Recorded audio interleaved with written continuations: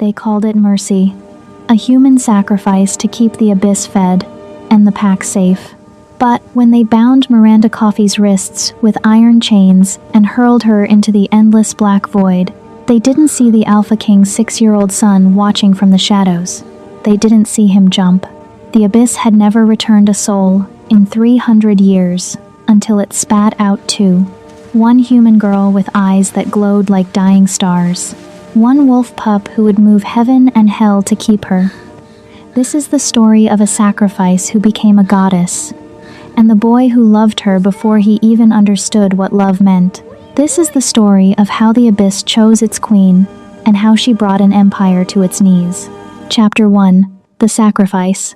The wind at the edge of Salvation Point didn't howl. It wept. Miranda stood barefoot on the crumbling stone platform, her thin white ceremonial dress doing nothing against the cold that seeped up from the abyss below. The void stretched beneath her, a wound in the earth so deep and so black that even moonlight died before reaching its bottom.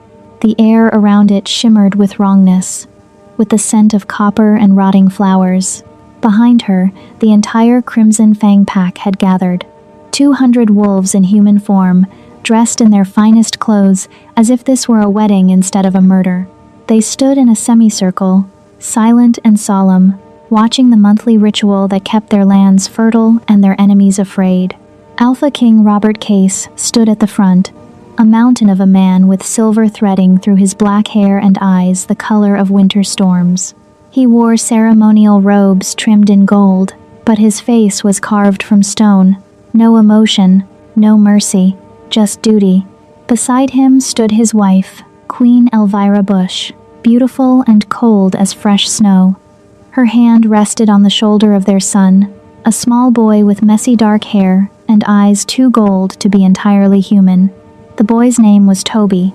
He was 6 years old, and he was staring at Miranda with an intensity that made her skin prickle. "Miranda Coffey," the Alpha King's voice boomed across the gathering, formal and final. "You have been chosen by the elders, marked by fate, and offered to the abyss as payment for our protection. Do you accept your sacred duty?" Miranda's throat was dry. Her wrists were bound with iron cuffs that burned against her skin, inscribed with runes that prevented her from running. Not that running would help. The pack enforcers surrounded the platform, their eyes glowing wolf gold in the darkness. Her voice cracked. She tried again. "I don't want to die." A murmur rippled through the crowd. Someone laughed, sharp and cruel. "The abyss doesn't care what you want, girl," Elder Wayne Norris called out from the crowd, his weathered face twisted with disdain. "You're human. You have no wolf. You've been having those cursed dreams since you were a child. Animals follow you like you're some kind of witch. You're marked, girl. Better to feed you to the darkness than let you poison the pack from within."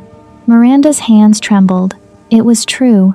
She'd always been different. While other children presented as wolves at puberty, she'd remained stubbornly, pathetically human. And the dreams, visions of shadow and teeth and a voice that whispered her name in languages she didn't understand, those had started when she was 8. The pack had tolerated her because her parents had been loyal warriors, killed in the territorial wars, but tolerance had limits. "The abyss is hungry," Queen Elvira said, her voice melodious and merciless.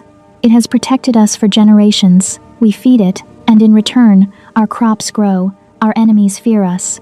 Our borders hold strong. One life for thousands. It's simple mathematics." Miranda looked at the queen and saw no compassion, just calculation. She turned her gaze to the little boy, Toby.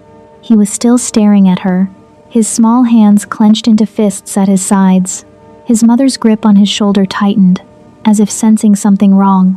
"Any last words?" the Alpha King asked, already stepping forward to perform the final rites. Miranda opened her mouth, but no sound came out. What could she say? That she'd spent her whole life trying to be useful, trying to earn her place? That she'd cooked their meals, tended their wounded, taught their children to read? None of it mattered.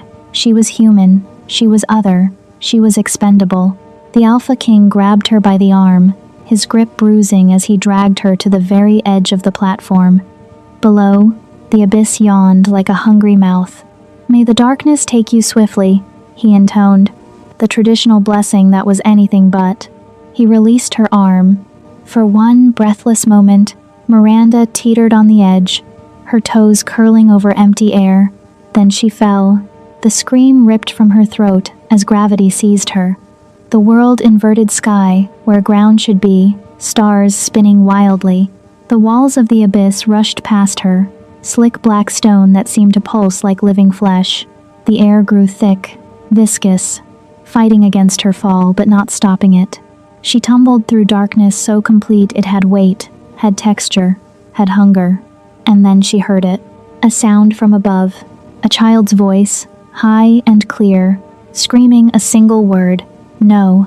Miranda twisted in the air, looking up just in time to see a small shape plummet after her, a boy with gold eyes, diving headfirst into the abyss with his arms outstretched. "Toby!" The queen's shriek echoed down the void, raw with horror.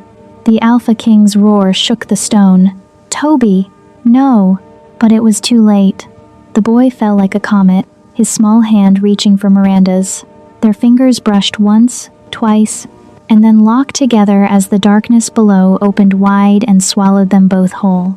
The last thing Miranda heard before the abyss consumed her was the sound of bones cracking, skin splitting, and a child screaming as his body tried to shift into a wolf too young to complete the transformation. Then there was nothing but black, and the whisper of an ancient voice. "Welcome home, daughter. Welcome home, little king. Payment accepted. Contract amended." Chapter 2. The Abyss Touched. Miranda woke to the sensation of something warm and wet dragging across her cheek. Her entire body felt like it had been shattered and poorly reassembled. Every breath was agony. Her ribs screamed. Her head throbbed with a pressure that made her vision swim. She forced her eyes open. The first thing she saw was darkness. Not the absence of light, but darkness that had substance. It moved like smoke, curling around stone formations that jutted from the ground like broken teeth. Above her, there was no sky, just a ceiling of living shadow that pulsed with a heartbeat she could feel in her bones. The second thing she saw was the wolf. It was small, the size of a full-grown dog, with fur as black as the void around them. Its eyes glowed molten gold, too intelligent, too aware. Blood matted its shoulder where bone had clearly broken through skin and healed wrong. The wolf whined softly and licked her face again. "Toby?" Miranda's voice came out as a rasp. The wolf's ears perked up. He pressed his nose against her hand, trembling. Miranda tried to sit up and immediately regretted it. Pain exploded through her left shoulder. She looked down and gasped. Her arm was covered in black veins that pulsed with a faint luminescence, spreading from her shoulder down to her fingertips like ink in water. "What?" She touched the veins and they hummed beneath her skin, vibrating with power that felt ancient and wrong and somehow right. The wolf Toby nudged her hand away from the marks, growling softly, protective. Miranda looked around properly for the first time. They were in a cave, but not a natural one. The walls were smooth, carved with symbols that hurt to look at directly. Glowing moss clung to the ceiling, providing just enough light to see by. In the corner, there was a pile of strange items, bones that gleamed like pearl, fruits that shimmered with an inner light, and a pool of water so clear it looked like liquid glass. "How long have we been here?" Miranda whispered. Toby shifted on his paws, unable to answer.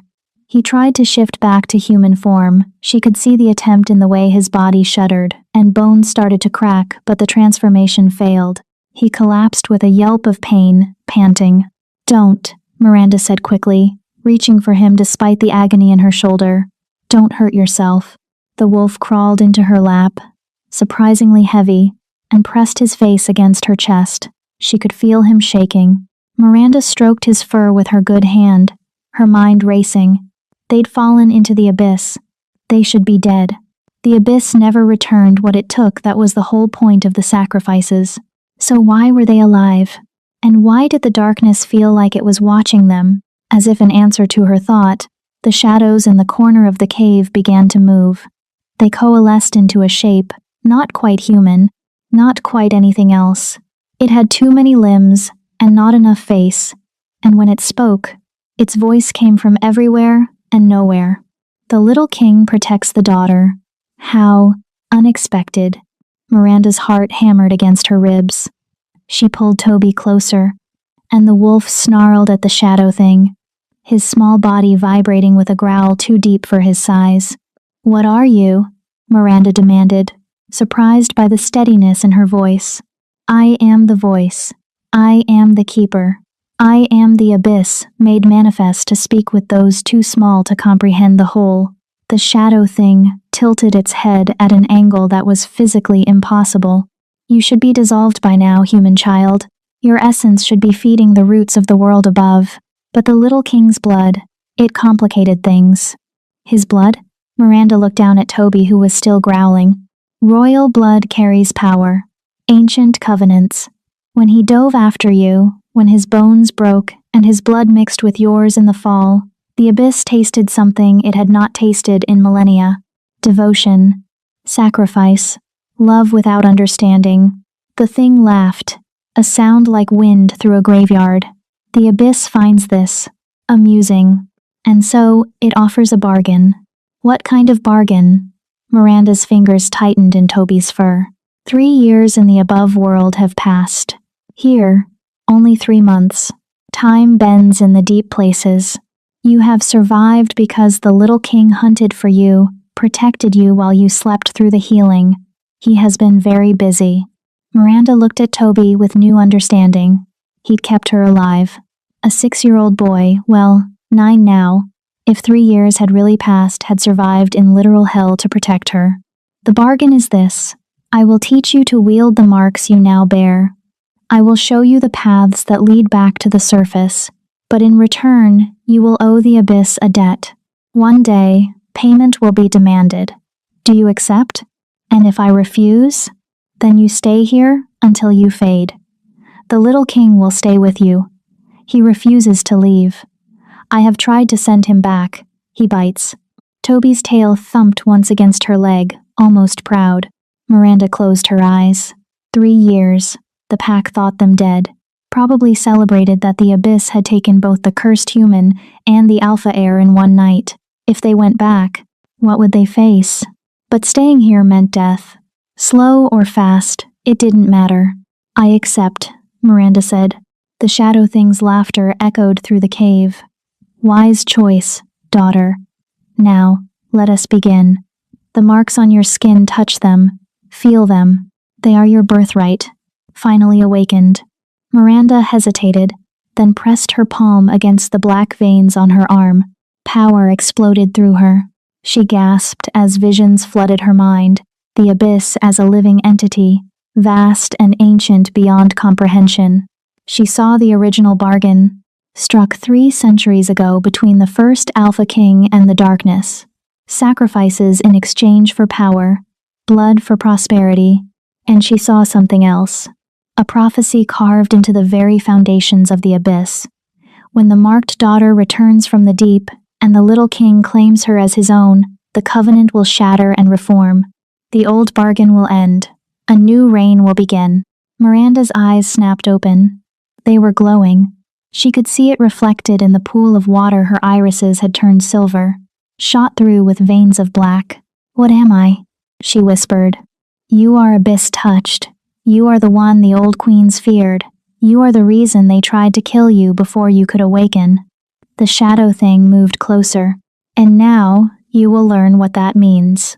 Toby pressed against her side, his warmth anchoring her as the darkness began its lessons. Time had no meaning in the abyss.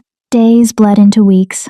Miranda learned to command the shadows, to see in perfect darkness, to hear the whispers of things that had never lived and would never die. The marks on her skin spread, creeping up her neck and down her spine, each new vein a channel for power. Toby grew stronger too. He couldn't shift back to human form, but his wolf body became larger, faster, deadlier. He learned to hunt the creatures that dwelled in the deep things with too many eyes and voices that mimicked loved ones. He brought her food, strange glowing fruits that tasted like starlight, meat from beasts she'd never seen, and every night he curled around her while she slept, keeping watch. Miranda tried repeatedly to coax him back to human form, speaking softly, telling him stories of the world above, promising him safety. But something was broken inside him, the trauma of the fall, the forced shift at too young an age, or perhaps just the abyss itself had changed him too deeply. Finally, the day came when the voice appeared one last time. "The paths are open, you are ready. Go, daughter, go, little king. But remember, the abyss always collects its debts." The shadows parted, revealing a tunnel that sloped upward.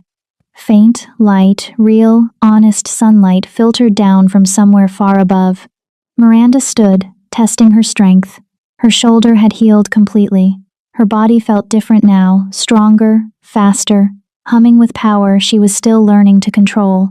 Toby stood beside her, his head reaching her waist now. He was massive for a wolf, easily the size of a full-grown male. His gold eyes fixed on the tunnel, then back to her. Miranda reached down and buried her fingers in his fur. "Ready to go home?" she asked softly. Toby's answering growl was low and determined. Together, they began to climb. Chapter 3: The Return. They emerged from the earth on the night of a new moon, when darkness held dominion over the world. Miranda crawled out of the narrow fissure in the mountainside, gasping as fresh air, real air, not the thick atmosphere of the abyss, filled her lungs. Behind her, Toby squeezed through, his massive wolf form barely fitting through the opening. She stood on shaking legs, looking around. They were on the eastern slope of Salvation Peak, miles from the pack's main territory. Through the trees, she could see lights in the distance. The estate, home. Except it had never really been home, had it? Miranda looked down at herself. Her white ceremonial dress had long since rotted away in the abyss. Now she wore clothing made from shadow cloth. The voice had gifted her a simple black dress that moved like liquid and never tore. Her feet were bare, but the cold didn't touch her anymore. Nothing touched her the way it used to. She caught her reflection in a pool of rainwater and barely recognized herself. Her hair had grown long, falling past her waist in dark waves. Her eyes still glowed silver when she called on her power, though they looked almost normal when she wasn't. The black veins were visible on her arms and neck, impossible to hide. Toby nudged her hand with his nose, whining softly. "I know," Miranda whispered. "We can't hide what we've become, but your father, he needs to know you're alive." They made their way down the mountain, moving through the forest with unnatural silence.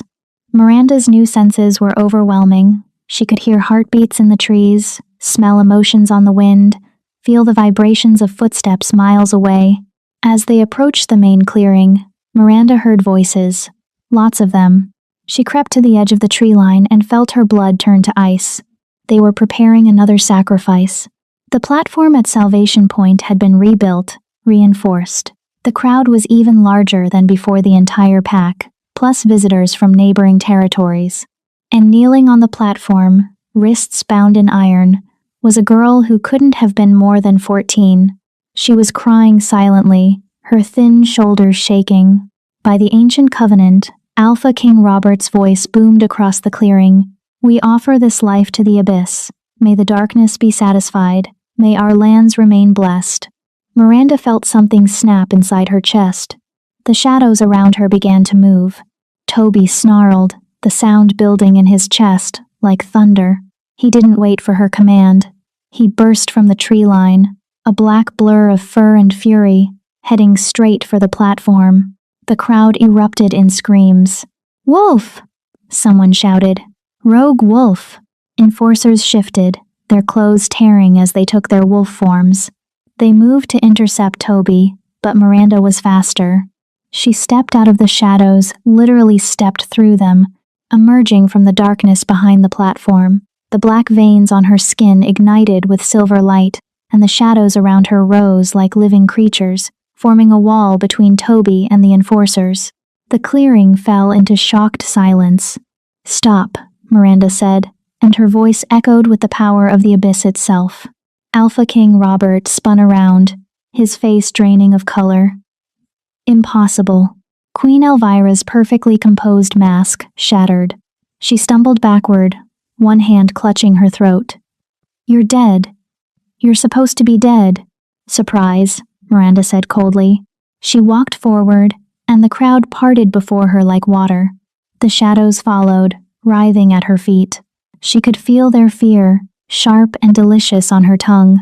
These people who had thrown her away, who had stood by and watched her die, now they looked at her like she was something from their worst nightmares. Good. Miranda reached the platform and knelt beside the terrified girl. With a gesture, the iron cuffs shattered, falling away in pieces. "Run," Miranda told her gently. "You're free." The girl didn't need to be told twice. She scrambled off the platform and disappeared into the crowd. Miranda stood and turned to face the Alpha King. Toby had fought his way through the enforcers, not hurting them, just knocking them aside, and now stood at her side. His lips pulled back in a snarl. Robert stared at the massive black wolf, recognition dawning slowly in his eyes. "Toby?" The wolf's ears flattened against his skull. 3 years, Miranda said, her voice cutting through the murmurs of the crowd. 3 years we survived in the abyss.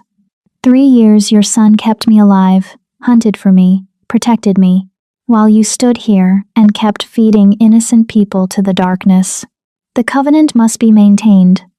Elder Wayne stepped forward, his face twisted with fear and anger.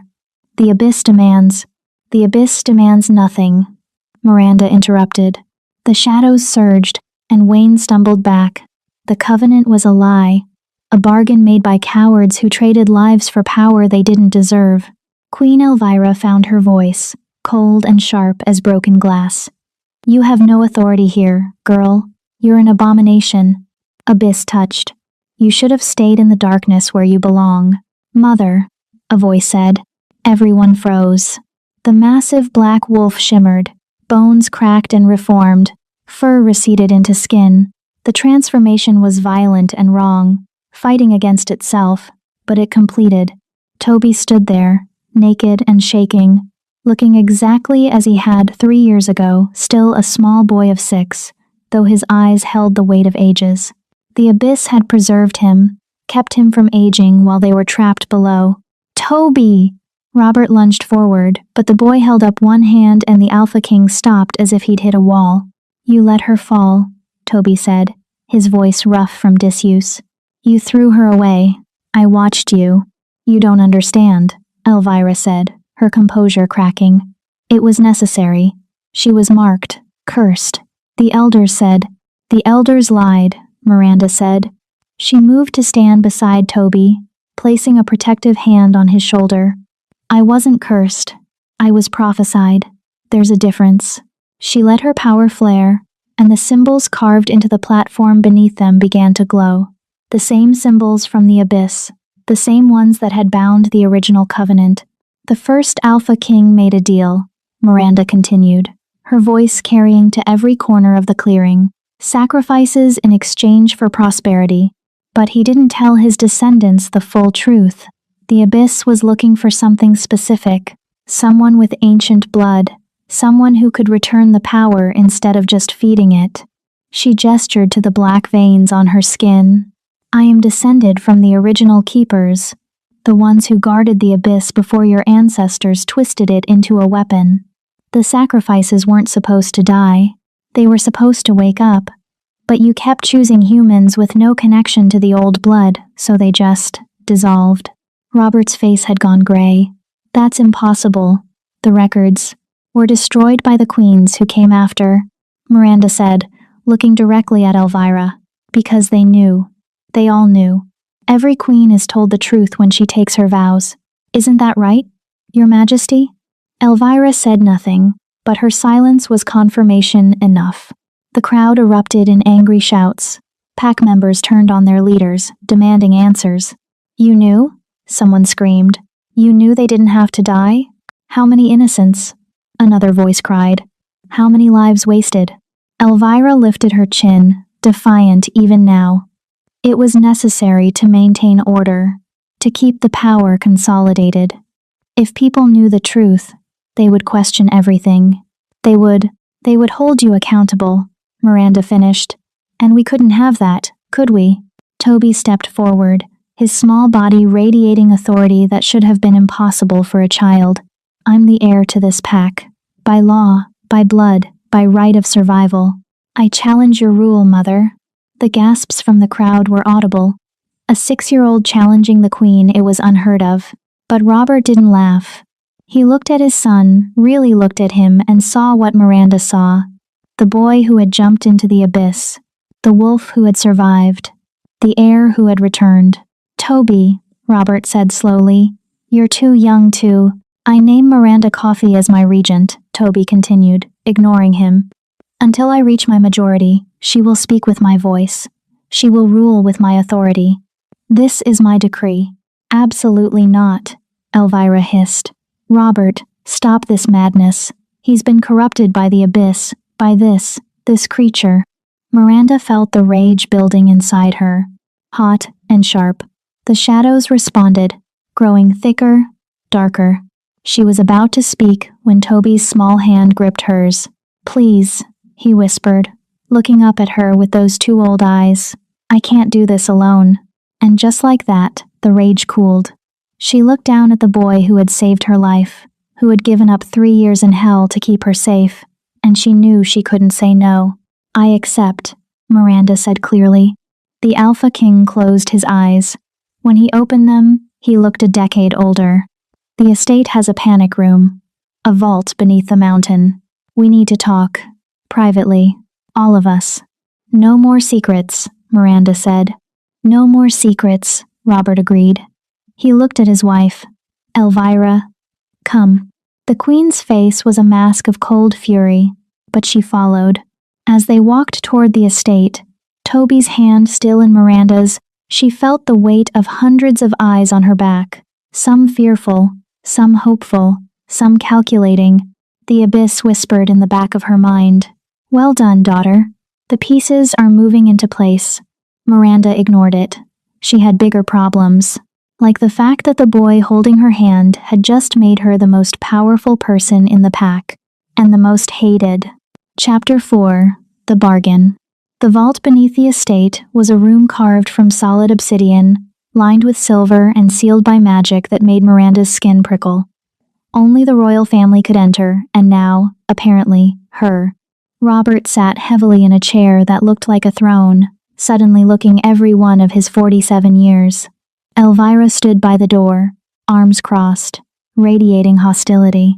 Toby had shifted back into his wolf form the moment they'd left the crowd, unable or unwilling to maintain his human shape.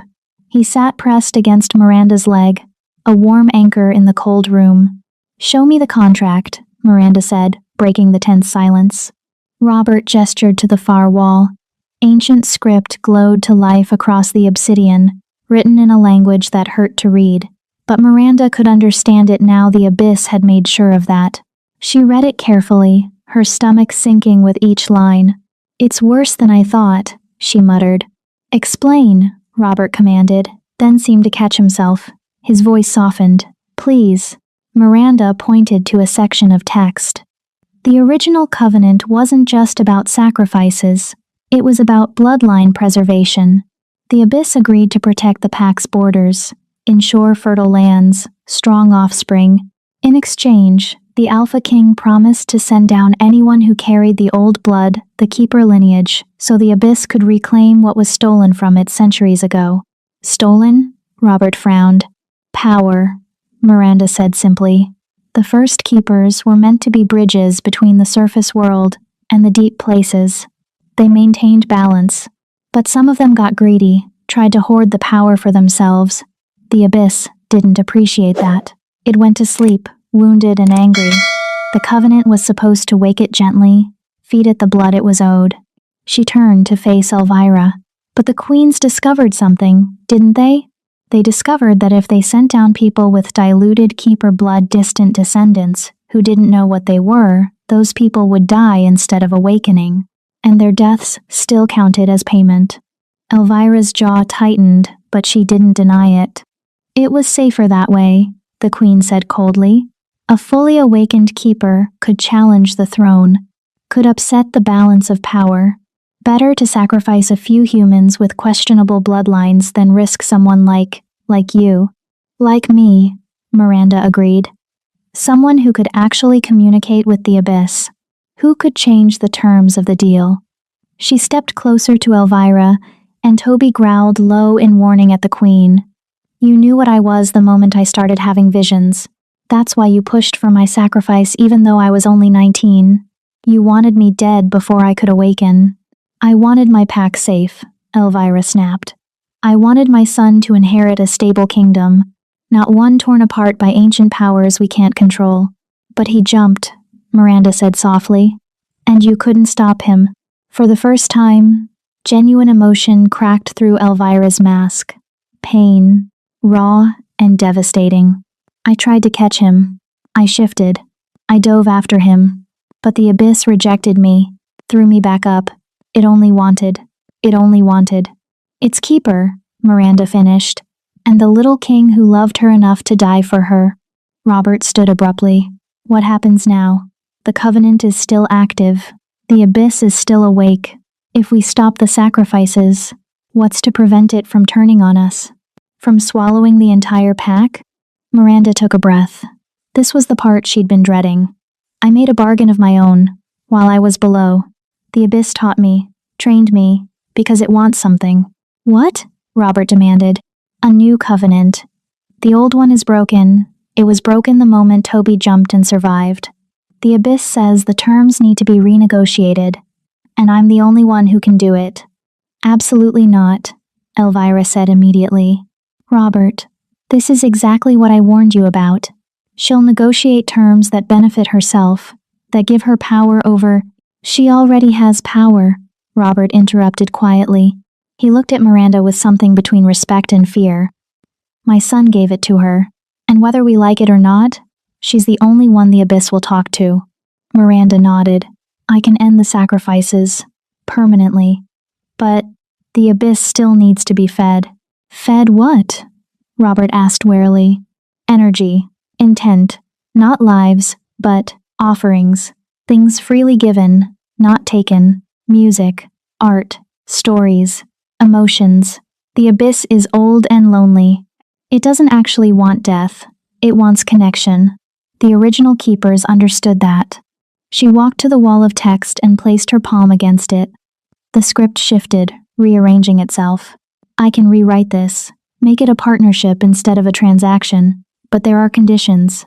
Name them, Robert said. First, no more executions disguised as sacrifices. Anyone accused of being marked or cursed gets evaluated by me. If they have keeper blood, I train them. If they don't, they go free. Robert nodded slowly. Agreed. Second, Toby stays with me. I'll protect him, train him, prepare him to rule. But I won't let him be used as a political pawn by either of you. Elvira's face went white with rage. You want to take my son? Your son chose, Miranda said flatly. He hasn't left my side since the abyss. He can't even hold his human form around anyone but me. I'm not taking him. I'm accepting the responsibility you threw away when you decided I was disposable.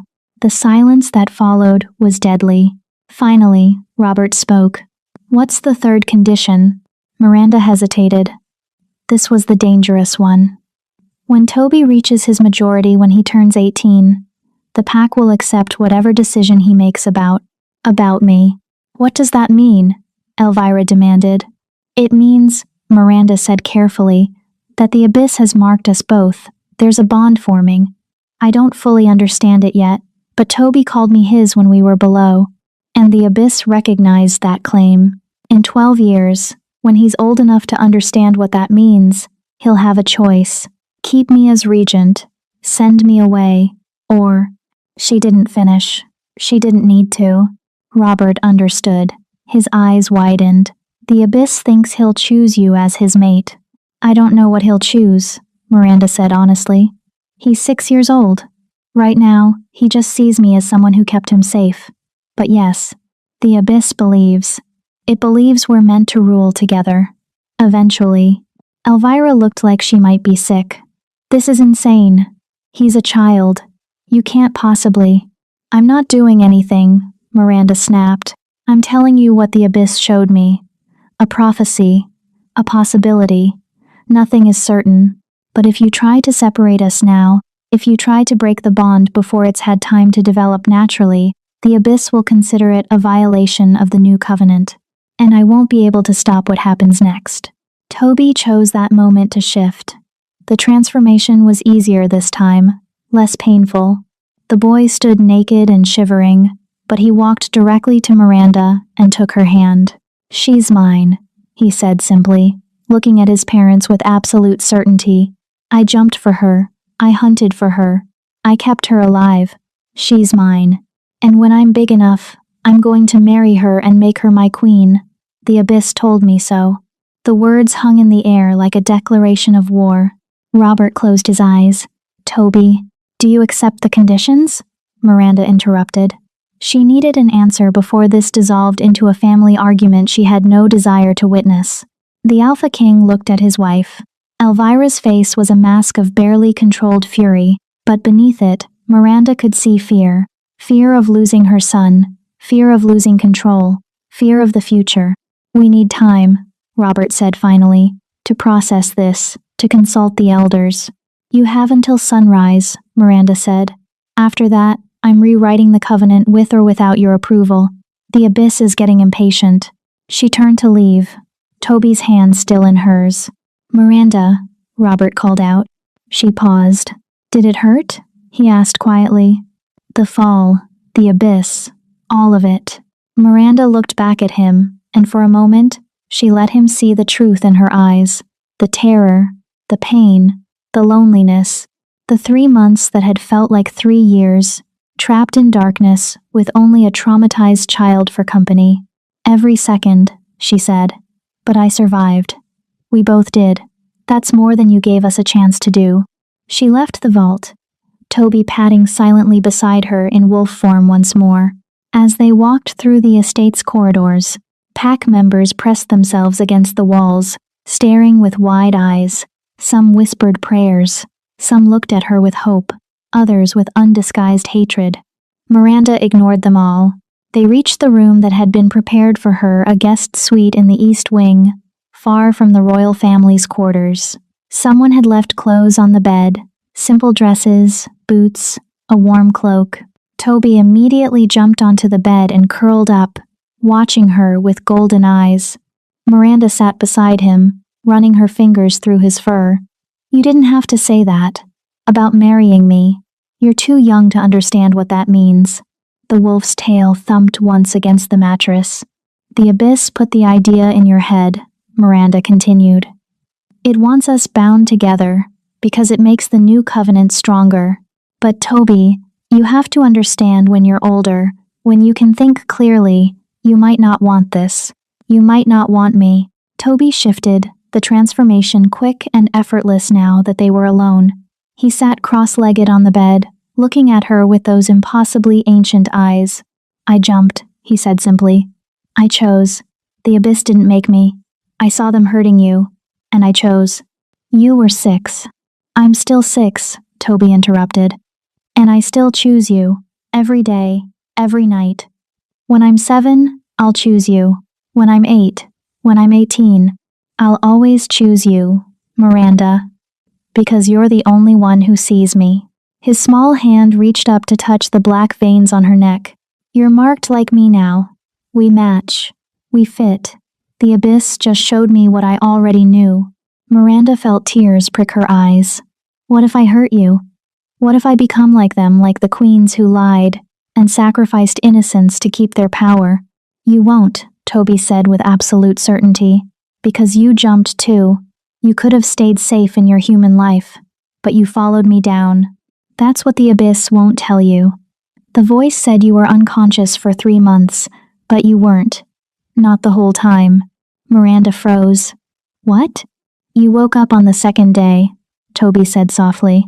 You saw how broken I was, how I couldn't shift back, couldn't speak. The abyss offered you a choice, heal yourself and climb out alone, or stay and help me. You chose to stay. You chose me. So we're the same, Miranda. We both jumped. The tears fell then, hot and fast.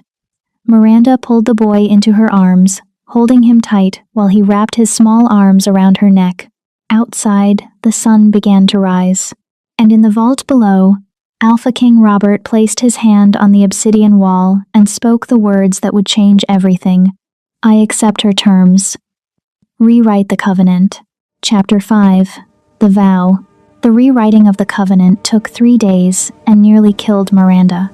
She stood in the center of the Abyss platform at Salvation Point, surrounded by a circle of candles that burned with black flames.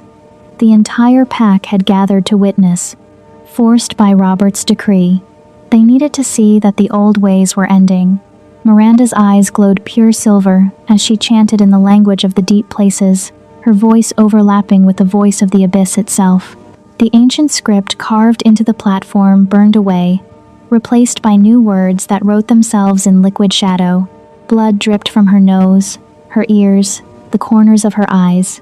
The power required to rewrite a 300-year-old covenant was immense, far beyond what her 19-year-old body should have been able to handle. But Toby stood beside her, his small hand gripping hers, feeding her his strength. His royal blood, mixed with hers from the fall, created a conduit. They were writing this together. When it was finally done, Miranda collapsed. She woke 2 days later in the medical wing, her body wrapped in bandages where the power had burned through her skin. Toby was curled up in wolf form at the foot of her bed, refusing to leave despite the healer's protests. The new covenant was simple. The Abyss shall protect the Crimson Fang Pack in exchange for freely given offerings of art, music, story, and joy. No blood shall be spilled in Covenant's name. The Keeper and the Heir shall serve as bridges between deep and surface, speaking with authority of both realms. Should either fail in their duty, the Covenant dissolves, and all parties return to neutrality. No more sacrifices, no more lies, just partnership. The pack was divided in their reactions. The younger wolves celebrated. The elders grumbled but couldn't argue with results. The lands were still fertile, the borders still strong, and no one had to die. But Elvira's faction, the traditionalists who'd built their power on the old covenant, were furious. Miranda was sitting in the estate's library 3 weeks later, teaching Toby to read, when the attack came. The window exploded inward. Miranda threw herself over Toby as glass rained down. She rolled, coming up with shadows already coiling around her fists. 3 wolves burst through the window enforcers, their eyes wild with desperation. Behind them came Elder Wayne, still in human form, holding a silver dagger inscribed with binding runes. "The abomination must die," Wayne hissed. "You've poisoned the Covenant, corrupted the air. We're taking back our pack." Toby shifted, his transformation violent and angry. He put himself between Miranda and the attackers, snarling with a ferocity that made the enforcers hesitate.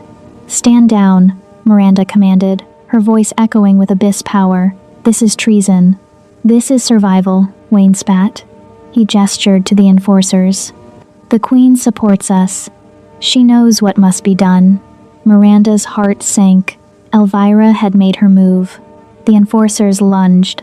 Toby met the first one in midair, his jaws clamping around the wolf's throat, not killing, but holding, warning. The second enforcer tried to circle around, but Miranda's shadows grabbed it, slamming it against the wall. The third went for Toby's exposed flank. Miranda screamed, throwing out her hand. A spear of pure shadow materialized and drove through the attacking wolf's shoulder, pinning it to the floor. The beast howled in pain but couldn't move. Wayne charged with his dagger raised. Miranda caught his wrist, her grip enhanced by Abyss strength. The dagger clattered to the floor. She could have killed him, should have killed him for attacking the air, but she hesitated. That hesitation nearly cost her everything. Wayne twisted, pulling a second blade from his belt, a normal knife, nothing magical about it.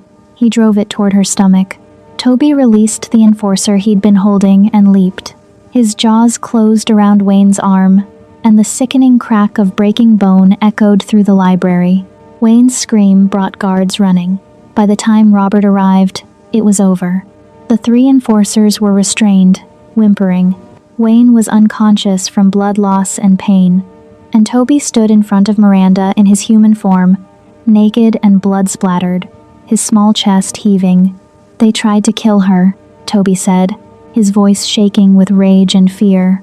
"Your enforcers, your elder, they tried to kill Miranda." Robert's face went gray. He looked at the scene, at the blood, at his 6-year-old son standing like a warrior over a battlefield. "Where is the Queen?"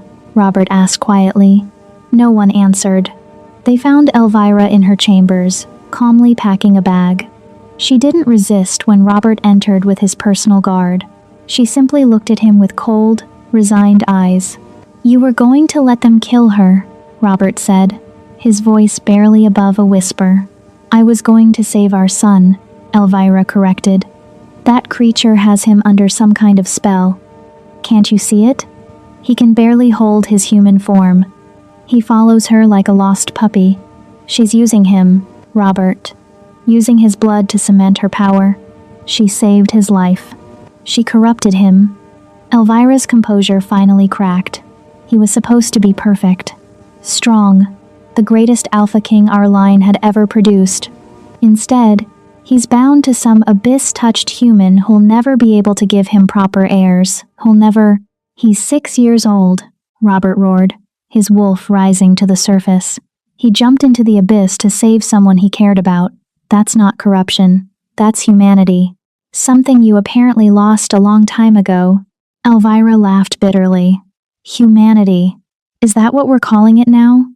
That boy made a blood vow to her, Robert. While you were negotiating with the elders, while I was trying to salvage this disaster, your son cut his palm in hers and swore himself to her in the old way. He's bound to her, at 6 years old. And you think that's normal?" Robert's face went pale. "What?" Miranda appeared in the doorway, Toby clinging to her hand. She was still covered in blood and glass cuts, but her eyes were steady. "It's true," she said quietly. "He asked me to do the binding ritual. I tried to talk him out of it, but he insisted." "Show me," Robert commanded. Toby held up his right palm. A silver scar ran across it, glowing faintly with abyss light. Miranda held up hers, an identical mark. "When I'm Alpha King," Toby said clearly, "Miranda will be my queen. I've sworn it to the abyss. I've sworn it to her. I've sworn it to myself. No one can break that. Not you, not Mother, no one." The silence in the room was absolute. Finally, Robert spoke, his voice heavy with exhaustion. "Elvira, you have a choice. Exile or the cells." The Queen lifted her chin. "I won't stay and watch him destroy everything we built." "Then you're exiled," Robert said. "You have until sunrise to be beyond our borders. If you ever return, you'll be tried for conspiracy to commit murder against the heir's chosen regent." Elvira looked at her son one last time. Toby stared back, unmoved. "You'll regret this," she told him. "When you're older, when you understand what she's stolen from you, you'll regret it." "I'll regret that you never loved me enough to jump," Toby said simply. Elvira flinched as if struck. Without another word, she finished packing and left. Miranda watched her go, feeling no triumph, only sadness for the boy whose mother had just walked away. When they were alone, Robert having left to deal with the aftermath, Miranda knelt beside Toby. "You didn't have to do the blood vow," she said softly. "You could have waited, made sure it was really what you wanted." Toby touched the scar on his palm, then reached up to touch her face. "I'm 6. I know I'm 6.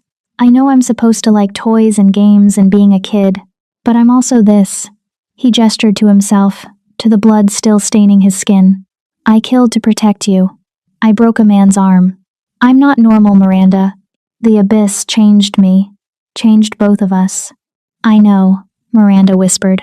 "So I made sure," Toby continued, "made sure that no matter what happens, no matter who tries to take you away, or hurt you or make you leave, you can't. The vow binds us. You're stuck with me." He smiled then, a small, sad smile that was far too old for his face. "Besides, the abyss told me something. When we were down there, it said time moves differently for people like us. It said I might look 6, but my soul is older. It remembers things from before I was born. From before you were born. From when we were supposed to meet the first time. The first time? Miranda frowned. We've done this before, Toby said. The Keeper and the King. Different names, different faces, but always the same. Always jumping for each other. Always choosing each other when the world says we shouldn't. The abyss showed me. That's why I'm not afraid. Because somewhere deep down, I remember you. Miranda felt tears on her cheeks. That's not fair. You shouldn't have to remember things like that. You should get to be a child. I'll be a child, Toby promised. I'll play and learn and grow, but I'll do it knowing you're mine and I'm yours. That's what makes it safe to be a kid. Because you'll protect me while I figure out how to protect you back. He wrapped his arms around her neck, and Miranda held him, this impossible boy who'd given up everything for her. Outside, the sun was setting, and deep beneath the earth, the abyss whispered its approval. The vow is sealed, the bond is forged. Now we wait for the boy to become a man. Then, little daughter, then the real payment begins. If a 6-year-old can jump into hell for love, you can hit subscribe. Don't be the person who walks away when it costs you nothing to stay. Chapter 6, The Time Jump. 8 years later, Miranda sat at the edge of the border territories, her boots dangling over a cliff that overlooked the valley below. The sun was setting, painting the sky in shades of amber and blood. She was 27 now, though she looked barely older than the day she'd climbed out of the abyss. The marks kept her young, preserved her, as if time itself was afraid to touch her. She'd kept her promise. She'd stayed away. After the assassination attempt, after Elvira's exile, Miranda had served as Toby's regent for 2 years. She'd taught him politics, combat, the delicate balance of ruling with both strength and mercy. She'd watched him grow from 6 to 8, his body finally aging normally now that they were above ground. But the whispers had grown louder, the looks more accusing, the abyss-touched woman, and the boy king. It was inappropriate, unnatural. The blood vow didn't matter, people saw what they wanted to see, and what they saw was corruption. So on Toby's 8th birthday, Miranda had made a choice. She'd left. Not permanently, she'd told herself, just until he was older, until the age gap didn't seem so vast, until people could accept what the abyss had decreed without seeing a child being manipulated. Robert had tried to stop her. Toby had begged her not to go. But Miranda had walked away anyway, settling in the border territories where she could still watch over the pack from a distance. She'd built a small cabin, used her abyss powers to help travelers and heal the sick. She'd become a legend, the abyss witch who could cure curses and see the future. And every night, she dreamed of golden eyes and a small voice saying, "You're mine." She told herself it was better this way. Safer. That Toby would forget her eventually, find someone appropriate when he came of age. She'd lied to herself for 8 years. The sound of branches snapping made her turn. A massive black wolf emerged from the tree line. It was the size of a horse, with fur that seemed to absorb the dying light. Its eyes were molten gold, ancient and furious. Miranda's heart stopped.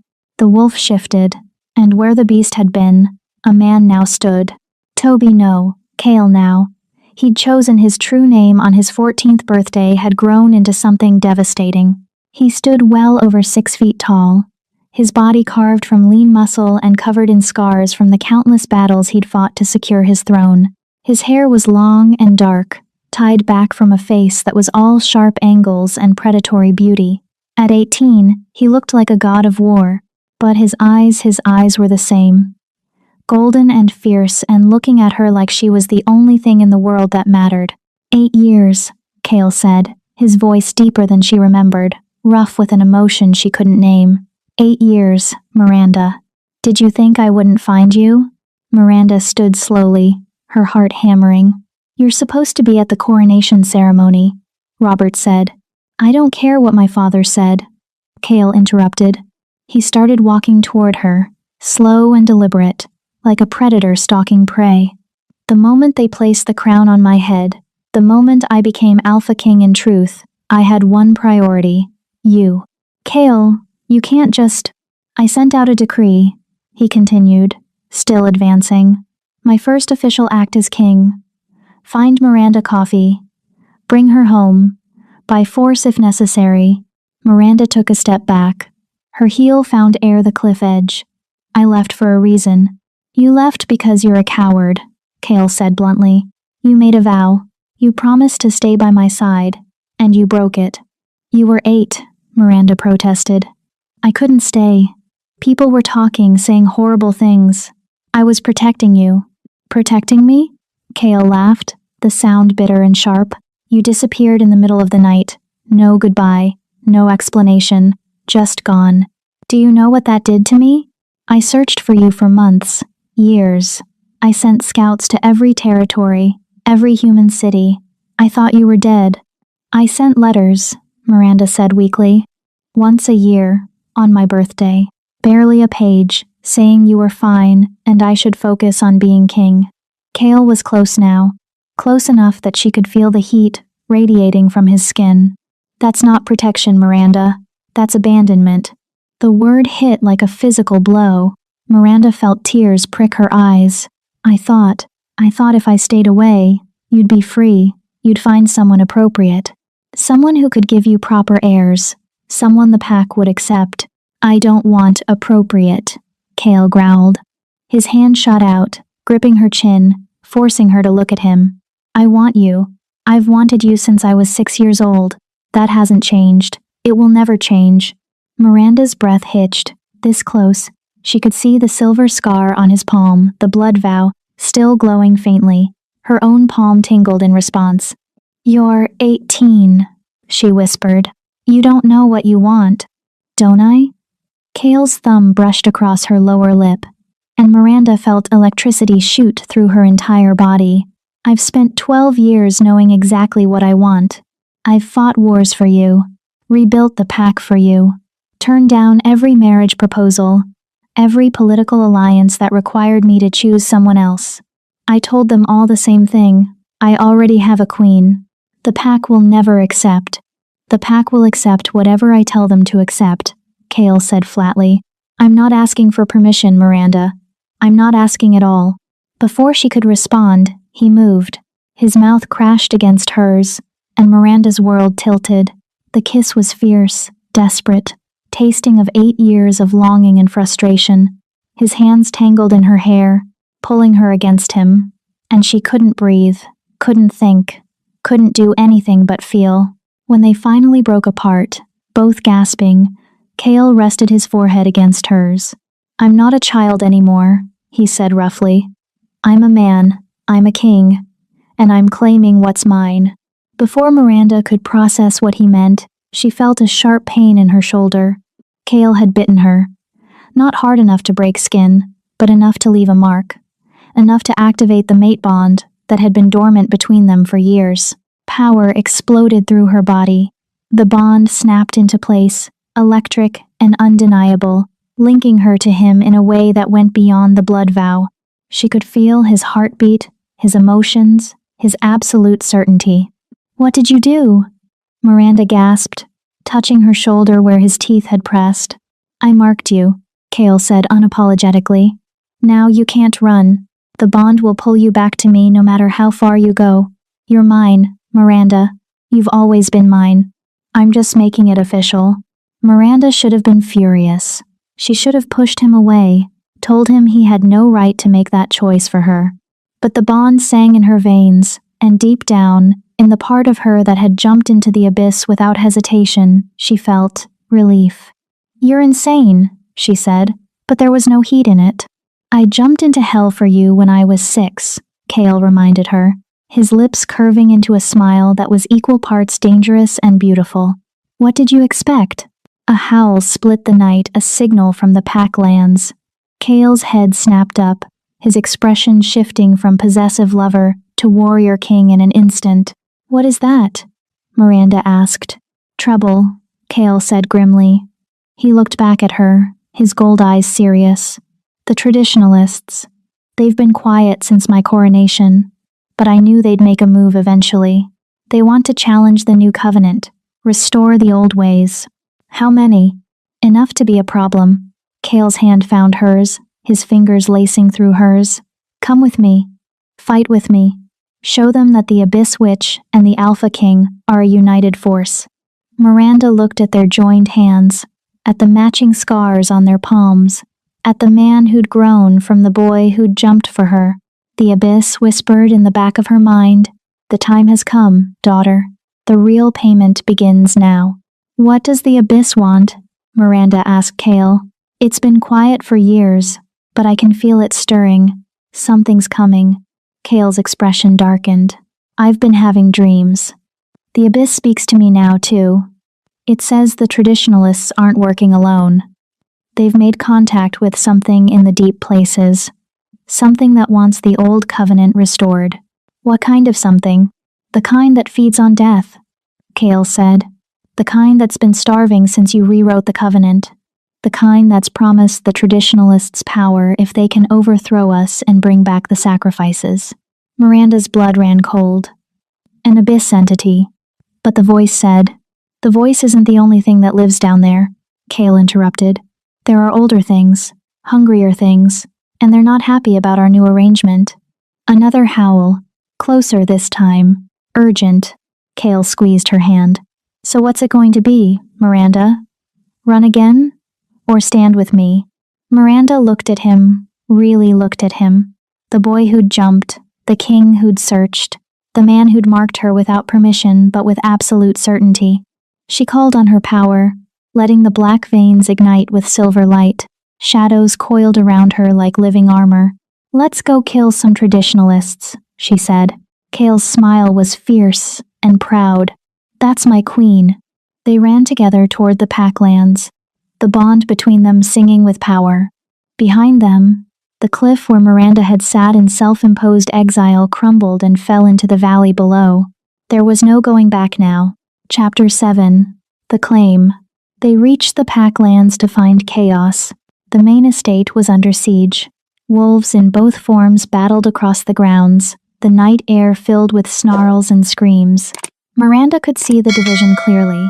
Kale's loyalists wore blue armbands, the traditionalists wore red, but it was what stood in the center of the courtyard that made Miranda's blood freeze. A rift. A tear in reality itself, pulsing with the sickly green light of corrupted abyss energy, and crawling out of it were creatures that should never have been allowed to surface. Shadow beasts with too many limbs and mouths that screamed in languages that hurt to hear. "They opened a doorway," Miranda breathed. "Those idiots opened a doorway to the deep corruption." "Can you close it?" Kale asked, already shifting partially, his canines elongating. "Not while it's being held open from both sides." Miranda's eyes tracked to a group of robed figures standing around the rift, chanting. Elder Wayne was among them, his arm still twisted from where Toby had broken it years ago. "We need to break their circle." "Leave that to me," Kale said. He turned to the wolves gathered behind them, his personal guard, 30 of the pack's strongest warriors. "Kill anything that comes through that rift. Protect the civilians. Do not let those creatures reach the residential quarter." "Yes, Alpha King," they chorused. Kale looked at Miranda, and for a moment, his warrior's mask slipped. She saw the fear underneath, not for himself, but for her. "Stay close to me." "I'm not the one who needs protecting," Miranda said, letting her power flare. The shadows around her solidified into blades, whips, shields. "I've been fighting abyss creatures since I was 19.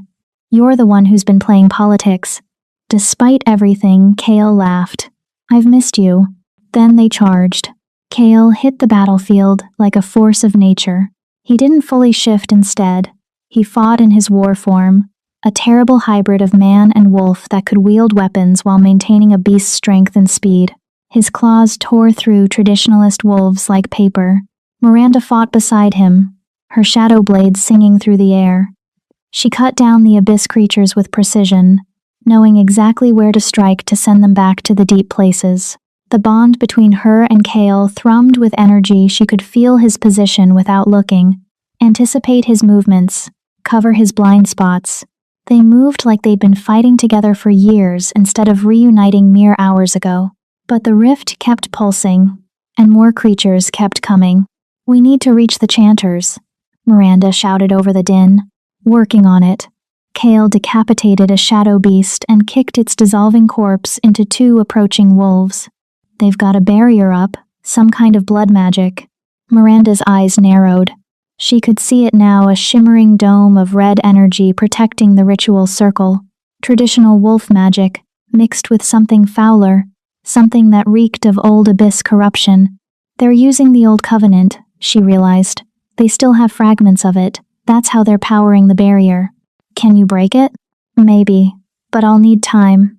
Then I'll buy you some." Kale's voice dropped to a growl. "Robert! Silas! To me!" Alpha King Robert emerged from the melee, blood-splattered but alive. Beside him was Silas, the graying beta who'd served the pack for decades. Both looked exhausted, but determined. "My king," Robert said, the title still strange on his tongue when addressing his son. "Form a perimeter around Miranda," Kale commanded.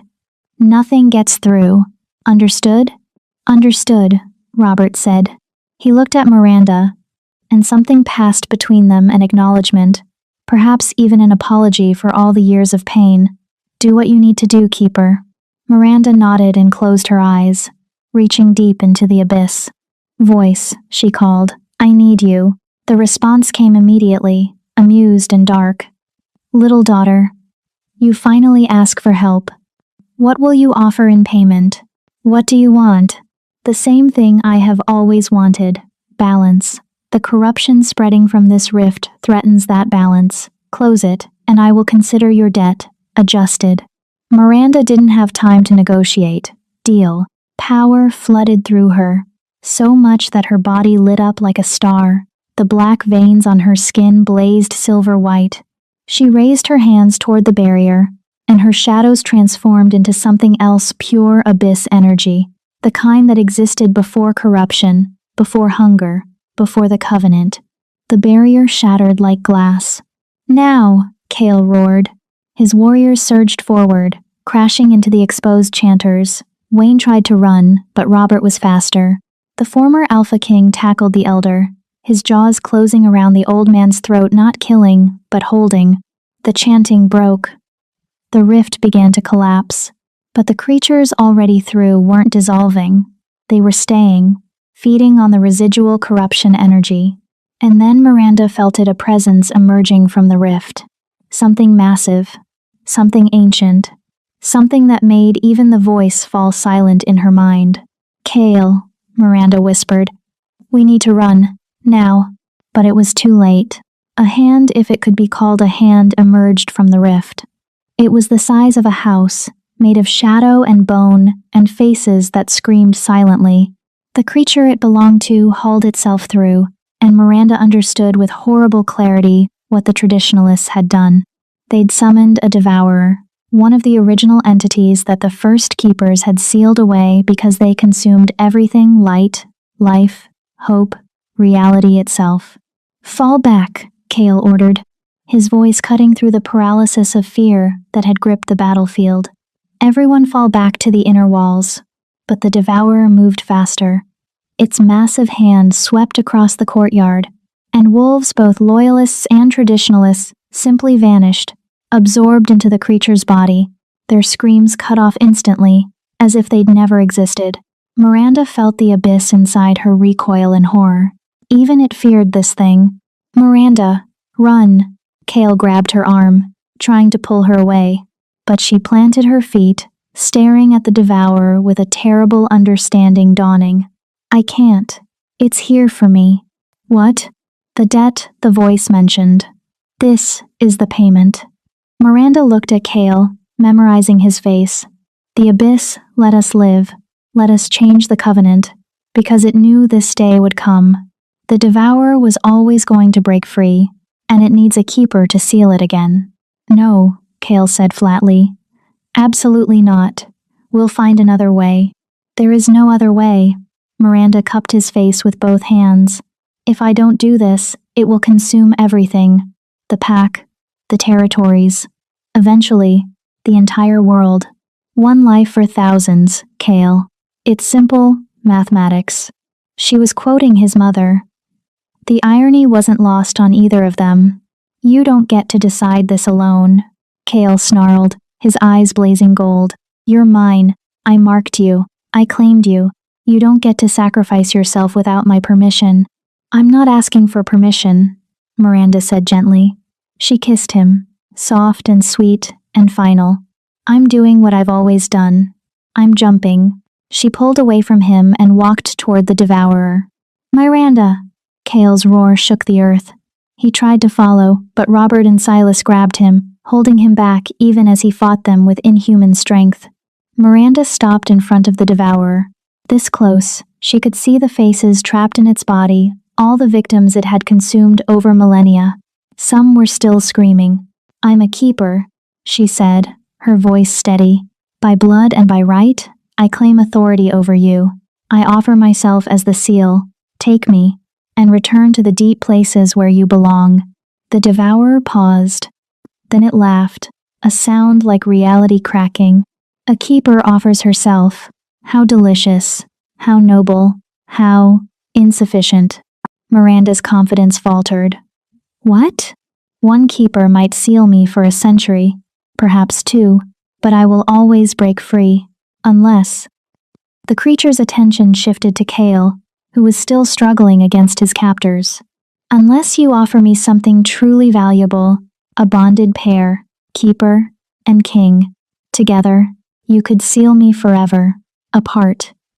You merely delay the inevitable. No, Miranda said immediately. Take me. Leave him. Then I take neither, and I feast on this world until nothing remains. Miranda's mind raced. She could feel Kale through the bond, feel his absolute refusal to let her do this alone. But if they both went into the abyss, if they both became the seal, the pack would be leaderless, the covenant would collapse, everything they'd built would fall apart. Unless, there's a third option, Miranda said slowly. We don't seal you, we bind you, make you part of the covenant. You get to feed on offerings like the abyss does, art, music, story, but nothing living, nothing that doesn't consent. The devourer seemed to consider this. And if I refuse, then Kale and I merge with the abyss itself, Miranda said, the plan crystallizing as she spoke. We become the deep places. We transform you from the inside out. It will destroy us, but it will destroy you too. Mutually assured destruction. You're bluffing. Try me, Miranda said, and meant it. The silence stretched. Then, your terms are acceptable, but the binding requires a sacrifice, not of life, but of humanity. You must become fully of the abyss, both of you. You will be immortal, unchanging, neither fully alive nor dead. Do you accept? Miranda looked back at Kale. He'd stopped struggling. He was staring at her, and through the bond, she felt his understanding, his acceptance. He'd jumped into the abyss for her when he was 6. He'd jump again now, at 18. She nodded to him. Kale broke free from Robert and Silas and ran to her. He took her hand, and together they faced the devourer. We accept, they said in unison. The devourer lunged forward, its massive jaws opening to consume them. But instead of destruction, there was transformation. Miranda felt her humanity burning away, replaced by something vast and terrible and beautiful. She felt Kale beside her, going through the same metamorphosis. Their bodies dissolved into shadow and light, merging with the abyss, with the devourer, with everything. For a moment, they were gods. Then they were themselves again, but changed. They stood in the courtyard, hand in hand. Their eyes glowed with the same silver-gold light. Black veins covered both their bodies, pulsing with power. And behind them, the devourer was shrinking, compressing, being drawn into a new form. A crown. It settled onto Kale's head, black metal twisted with living shadow, set with gems that held the faces of the devourer's victims, now freed from torment and resting peacefully. A matching circlet appeared on Miranda's brow. The rift sealed, the corrupted creatures dissolved, and the courtyard fell silent. Robert stepped forward slowly, staring at his son. Kale? Kale looked at his father, and when he spoke, his voice echoed with the depth of the abyss itself. The devourer is bound, the covenant is renewed, and we. He looked at Miranda. We are no longer entirely mortal. Miranda squeezed his hand.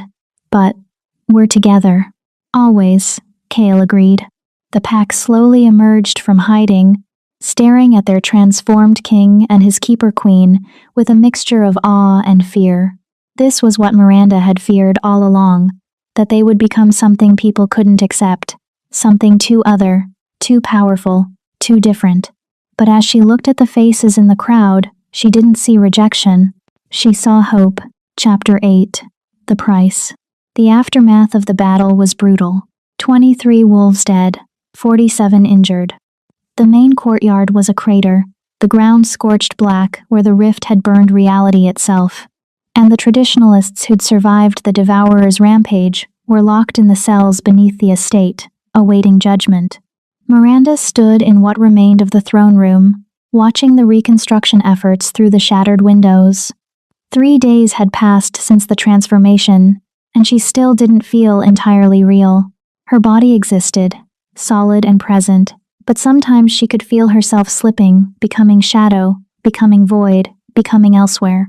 The circlet on her brow pulsed with a slow heartbeat that wasn't hers. "You need to eat," Cale said from behind her. Miranda turned. He looked as exhausted as she felt, though on him it manifested differently. His eyes burned brighter, and shadows clung to him like a second skin. The crown, the devourer, bound and transformed, sat heavy on his head. "I'm not hungry," Miranda said. It was true. She hadn't felt hunger since the transformation, hadn't felt thirst, hadn't felt the need to sleep, though exhaustion pulled at her constantly. "You're fading," Cale said bluntly. He crossed the room and took her hand. His touch was warm, anchoring. "I can feel it through the bond. You're spending too much time in the abyss space, not enough time here." Miranda looked down at their joined hands. Her skin flickered solid, then translucent, then solid again. "I don't know how to stop it. The abyss keeps pulling at me. It wants me to sink down, to become part of it completely." "Then we sink together," Cale said. "But not yet. We have unfinished business here first." He was right. The trials were scheduled to begin today. The traditionalists, led by Wayne, would face judgment for opening the rift and unleashing the devourer. Robert had wanted to execute them immediately, but Cale had refused. "They deserve to be heard," he'd said. "Even traitors get a trial." Miranda wasn't so merciful. She'd seen the faces of the wolves who'd been consumed by the devourer. She'd felt their terror before they'd vanished. Some of them had been children. "What will you do?" she asked Cale. "With Wayne and the others?" "That depends," Cale said carefully, "on what they tell us." The voice confirmed that the traditionalists didn't summon the devourer alone. Someone taught them the ritual. Someone who knew the old magic. Miranda's stomach dropped. "Elvira." Cale's expression darkened. "We don't know that for certain.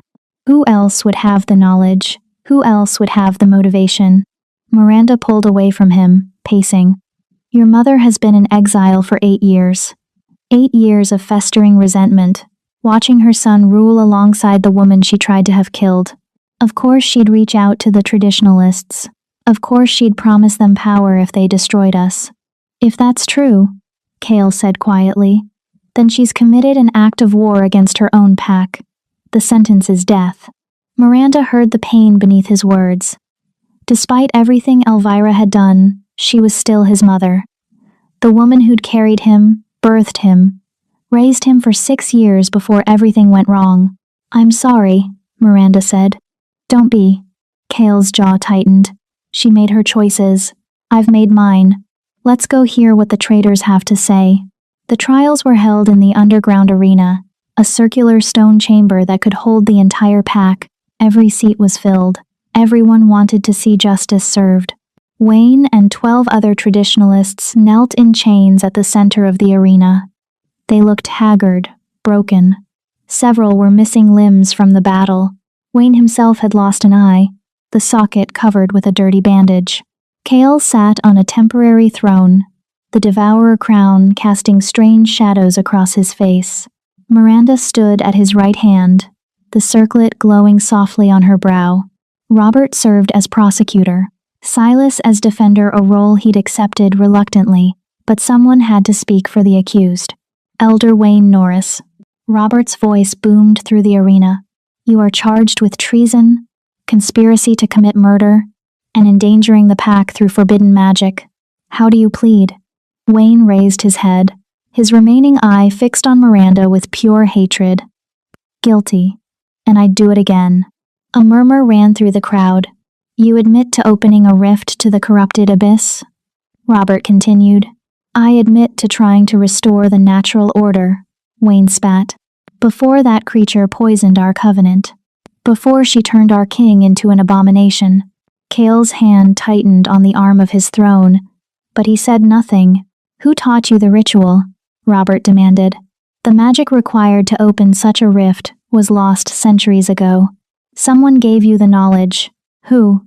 Wayne smiled, showing bloody teeth. Does it matter? The deed is done. We failed, but others will try. You can't stop what's coming, boy king. The old ways will return, and when they do, your little human pet will burn. Miranda felt rage building in her chest, hot and familiar. The abyss responded, shadows writhing at her feet. Answer the question, Cale said, his voice dropping to a dangerous purr. Or I'll have the Keeper pull the information from your mind. And trust me, you don't want that. Wayne's smile faltered. He looked at Miranda, and she let her eyes flare silver. Let him see what she'd become. Let him understand that she wasn't the frightened girl he'd tried to throw into the abyss all those years ago. She's in the Shadowfen marshes, Wayne said finally. Your whore of a mother.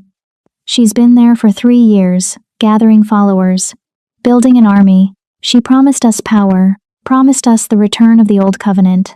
All we had to do was kill the abyss-touched bitch and break your bond. The arena erupted in chaos. Cale stood slowly, the movement predatory. You're lying.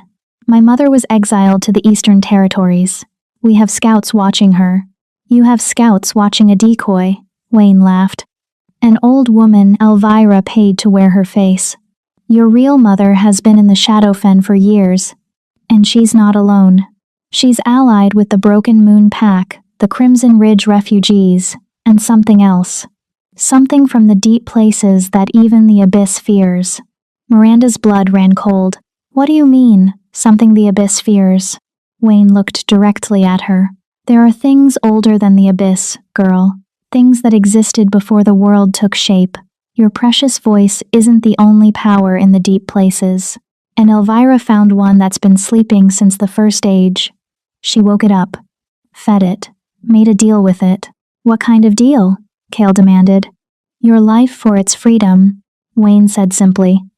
Kill the Alpha King, break the new covenant, and it gets to rise. Gets to remake the world in its image. And Elvira gets to rule what's left. Silence fell over the arena like a shroud. Miranda felt the voice stirring in her mind, agitated in a way she'd never felt before. He speaks truth, the voice said. There is a stirring in the deepest places. Something ancient wakes. Something I cannot touch. What is it? Miranda whispered. The first hunger. The void before creation. If it rises, not even I can stop it. Only a keeper of pure bloodline, bonded to a king of true power, stands a chance. And even then what? Miranda pressed. Even then, the price may be more than you're willing to pay. Cale was still staring at Wayne. Where in the Shadowfen? Exactly where? The Drowned Temple, Wayne said. 3 days' journey south, but you won't make it. Elvira knows you'll come.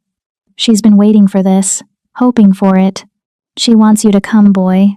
She wants to watch you die. Cale looked at Miranda.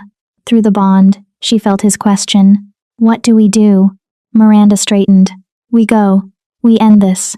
And we bring your mother home in chains, or in a box. I don't care which. It's a trap, Robert said, stepping forward. Cale, you can't seriously be considering this. She's my mother, Cale said quietly. And she's threatening my pack. I don't have a choice.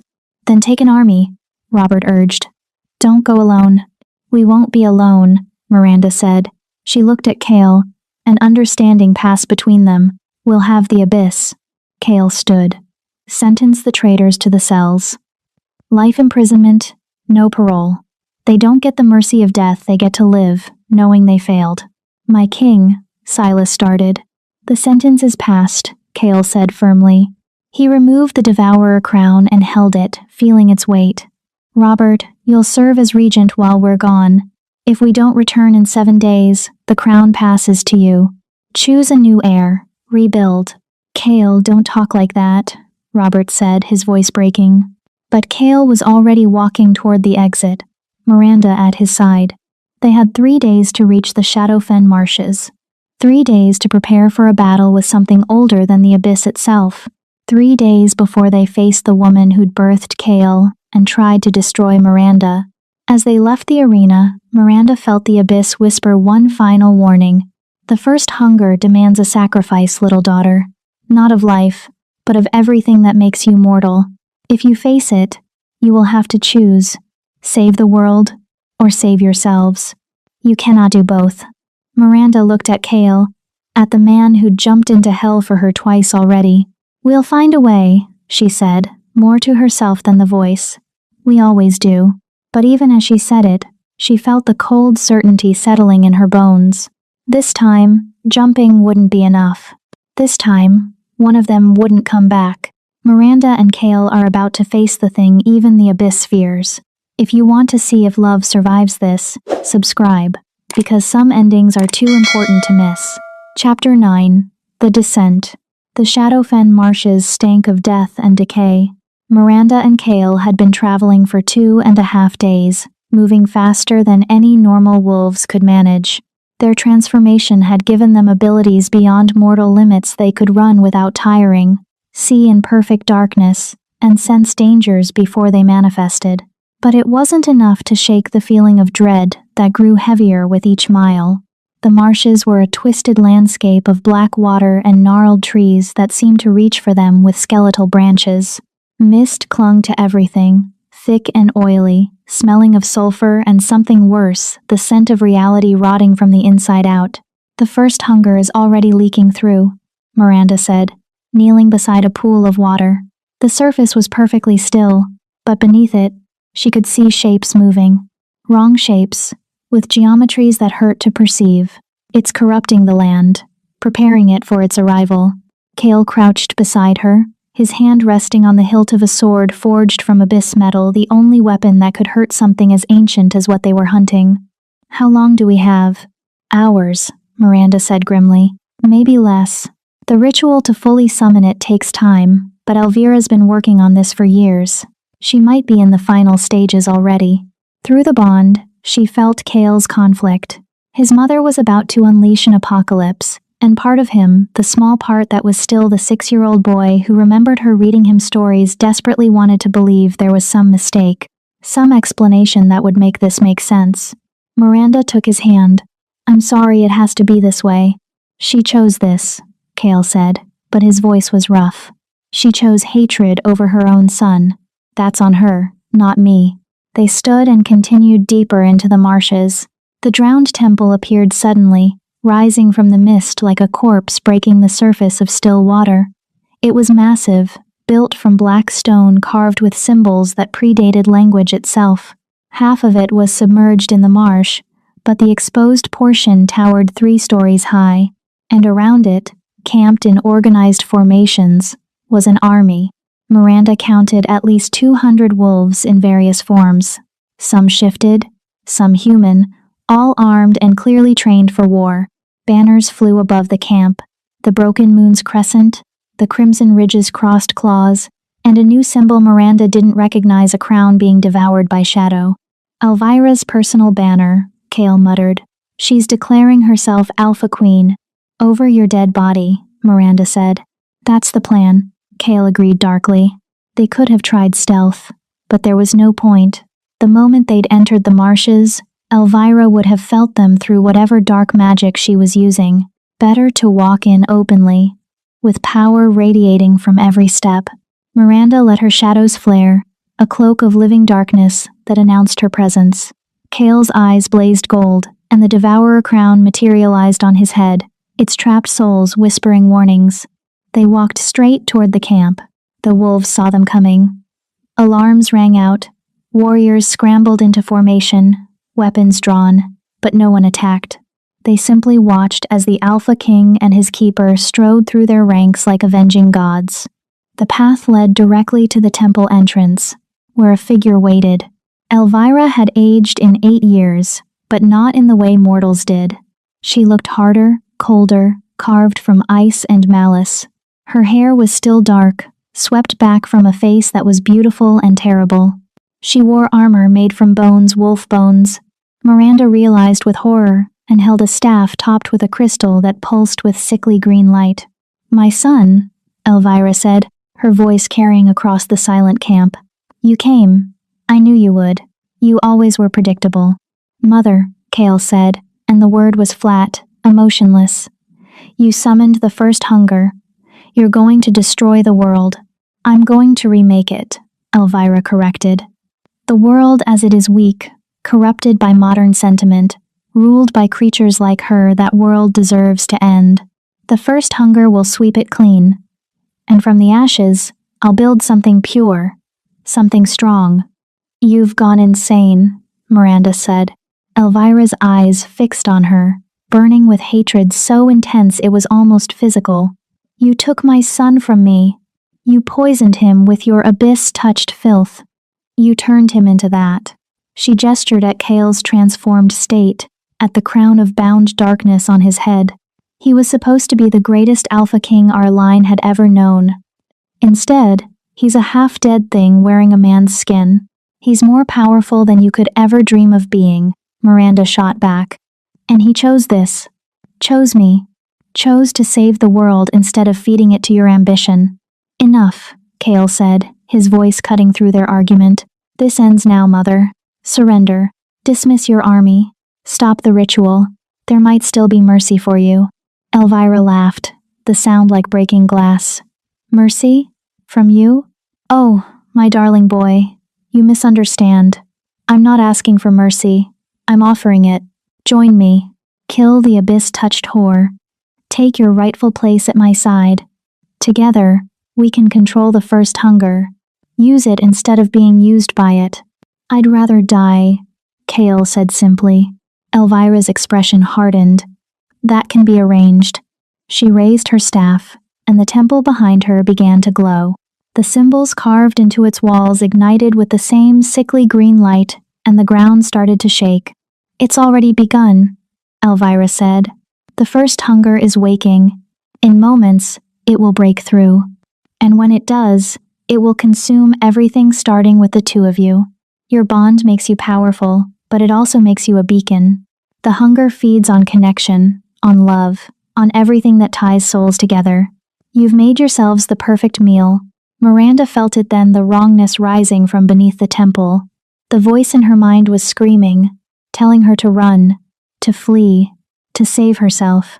But she looked at Kale, and through the bond, she felt his absolute certainty. They weren't running. Not this time. "The hunger demands a sacrifice," Miranda said, stepping forward.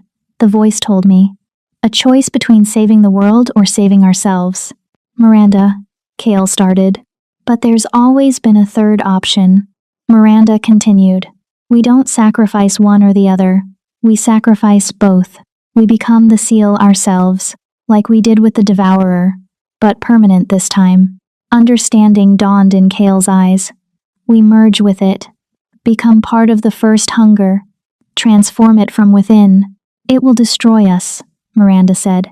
"Everything we are, everything we could be, it'll all be consumed. We'll exist, but not as ourselves. We'll be the seal, the prison, the cage, forever." Elvira was watching them, her confidence faltering for the first time. "You're bluffing. No one would willingly." "I jumped into the abyss for her when I was 6 years old," Kale said, turning to his mother. "I've been willing to die for Miranda since before I understood what death meant. This is no different." He looked at Miranda, and his smile was gentle. "Ready to jump one more time?" Miranda's eyes filled with tears. Together? One. Always. They clasped hands, and the bond between them ignited like a star. The temple shattered.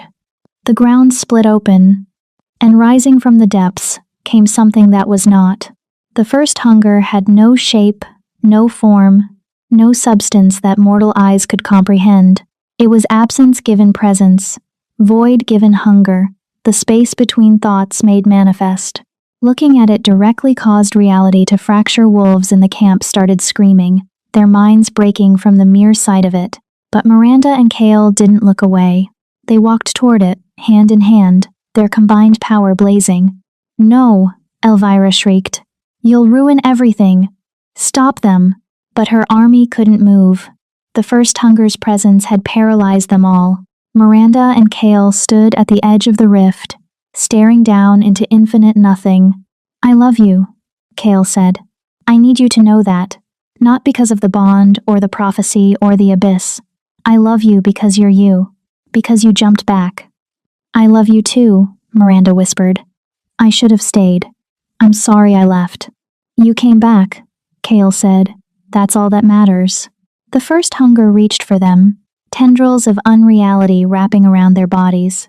Miranda felt herself beginning to dissolve, not dying, but unmade, broken down into base components. But she held onto Cale's hand, and he held onto hers, and together they let themselves fall. The transformation was agony beyond description. Miranda felt her consciousness expanding, merging with Cale's, merging with the hunger itself. She was everywhere and nowhere. She was the void and the light. She was the seal and the prison and the key all at once. She felt Cale beside her, not beside. Within, their souls twisting together, until there was no him or her, only them. And together they spoke to the first hunger. "You consume because you are empty. You destroy because you don't understand creation. But we can teach you. We can show you another way." The hunger raged against them, trying to break free, to devour. But they held firm, not through strength, but through connection. Through the bond that had been forged when a 6-year-old boy jumped into hell for a girl he barely knew. Through the love that had grown across years and transformations and impossible choices. The hunger couldn't understand it, couldn't comprehend how two beings could willingly sacrifice everything for each other. And that confusion became its prison. Slowly, the hunger began to change. The void became less hungry. The emptiness became less absolute. And Miranda and Cale, merged with it, became its eternal seal. On the surface, Elvira watched in horror as the rift sealed itself. The first hunger was gone. Her son was gone. The abyss-touched girl was gone. All her plans, all her schemes, all her hatred rendered meaningless in a single act of selfless love. She fell to her knees in the mud, and for the first time in 8 years, Elvira wept. Robert arrived with reinforcements an hour later. They found Elvira's army scattered, broken, surrendering without a fight. They found the queen herself still kneeling by the sealed rift, muttering incomprehensibly. "Where is my son?" Robert demanded. Elvira looked up at him with empty eyes. Gone. He chose her. Even at the end, he chose her. Robert stared at the sealed rift, at the place where his son had vanished, and felt his heart break. But then something strange happened. The ground began to glow, not with the sickly green of corruption, but with silver and gold, Miranda's power and Cale's, intertwined. And rising from the sealed rift, like flowers growing from scorched earth, came light. Pure, clean, beautiful light that spread across the marshes, healing the corruption, restoring the land. Robert understood then. Cale and Miranda weren't dead. They'd become something else, something greater. They'd become the seal itself, the guardians, the eternal protectors standing between the world and the void. And somewhere, in the space between moments, between heartbeats, between thoughts, two souls held hands and smiled, knowing they'd jump together one last time. And this time, they'd never let go. Chapter 10. The Dynasty. 6 months later, the Crimson Fang pack had rebuilt. The main estate stood taller than before, its walls reinforced with abyss metal that shimmered in the sunlight. The courtyard where the rift had opened was now a memorial garden, filled with night-blooming flowers that glowed silver and gold, after dark a gift from the seal, from the two souls who still watched over them. Robert stood in the throne room, older now, the weight of leadership heavy on his shoulders. He'd taken back the title of Alpha King, though everyone knew it was temporary. He was a steward, nothing more, holding the crown until what? Until Kale and Miranda returned? That seemed impossible. They'd merged with the first hunger, become the eternal seal. They were gone. Except they weren't. Not entirely. Every night, the pack members reported dreams, visions of a silver-eyed woman and a golden-eyed man, walking through the territory, checking on them, protecting them from threats they never saw coming, rogue attacks that mysteriously failed, diseases that suddenly healed, children born with unusual gifts, the ability to see in perfect darkness, to command shadows, to sense danger before it struck. The pack was changing, evolving, touched by the power of their absent king and his queen. Robert walked to the window and looked out over the gardens. A small figure was playing there, chasing butterflies with a stick. A child. A girl, maybe 4 years old, with dark hair and eyes that shifted between silver and gold, depending on the light. She'd appeared 3 months after the sealing, found on the doorstep of the estate, wrapped in a blanket made of shadow cloth. No note, no explanation. Just a child who smelled of the abyss and looked like she could be Kale and Miranda's daughter, if such a thing were possible. Robert had named her Hope because she was exactly that. Hope that the story wasn't over. Hope that love could create life even in the space between worlds. The child looked up, as if sensing his gaze, and waved. Robert waved back. Behind him, the throne room doors opened. Silas entered, looking grim. More refugees, the beta said. From the eastern territories. They say Elvira escaped. Robert's jaw tightened. After the battle at the Shadowfen, Elvira had been captured and imprisoned in the deepest cells. She was supposed to be under constant guard, bound with silver chains and abyss wards. How? Someone helped her, Silas said. We're still investigating, but it looks like she had sympathizers even among the guards. She's been gone for 2 days. The scouts are tracking her, but she knows how to hide, Robert finished. He sighed. Double the perimeter patrols, and send word to the allied packs Elvira is to be captured on sight and returned here for judgment. Understood. Silas hesitated. There's something else. The dreams. They're getting stronger. More specific. Last night, 17 pack members reported the same vision. Kale and Miranda, standing at the border, calling someone home. Robert frowned. Who? We don't know. But Silas was interrupted by a commotion outside. Shouts. Running footsteps. The sound of the alarm bell. Robert and Silas rushed to the window. At the main gate, the guards were backing away from a figure that had appeared seemingly from nowhere. A woman, tall and slender, wearing a dress made of liquid shadow. Her hair fell to her waist in dark waves. Her eyes glowed silver. Robert's heart stopped. Miranda? But it wasn't. Not exactly. The woman looked older, her features more refined, more ethereal. She moved with a grace that was barely human, and shadows followed her like loyal pets. Behind her, from the same impossible space, stepped a man. He was massive, well over 6 feet, with broad shoulders and eyes that burned gold.